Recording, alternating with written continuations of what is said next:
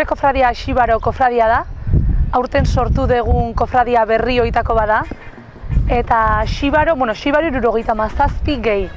Izenaren ondinorakoa dira pixka bat, historiara jo dugu, garai batean Espainiar eta Portugesek hartzen zituzten esklabuak eta bereientzako lanetan eukitzen zituzten.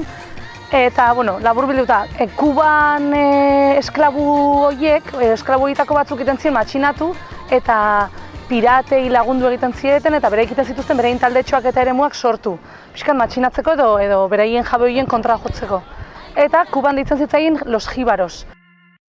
Piskat euskeratu eta piraten historian eta sartu eta horretik gera Xibaroak.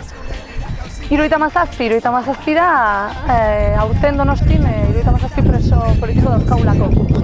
Eta gure aldarrikapena da batez ere, gure launa diela eta gurekin egitugula hemen festetan.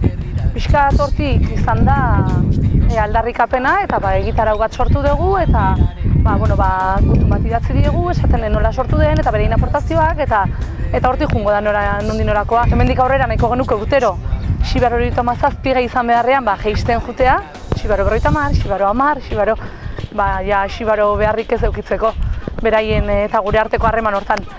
Eta gure egun potentea larumata da.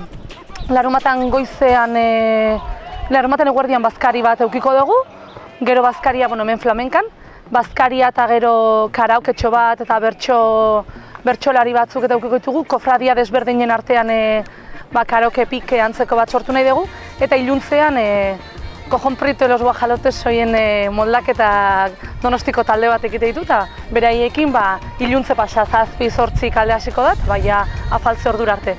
Hortik aparte, beste egitara hautxo batzu sortu ditugu, barren kartela bat ostiralan kartela eta gero eskifaiakoekin euki dugun pike bideoietan ostiralan berei gonbidatu gaituzte bereikin balsa dantzatzera ber kapazta geran dantzatzeko, eta saiatuko gara dantzatzen bereikin.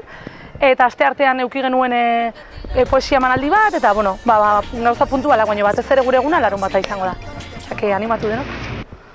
Gu berriak gara, Xibaroak, eta besterik gabe eskifaiako jendia gonbidatu nahi dugu gure egun handian parte hartzea. Eta larunbatean bazkatza etorri.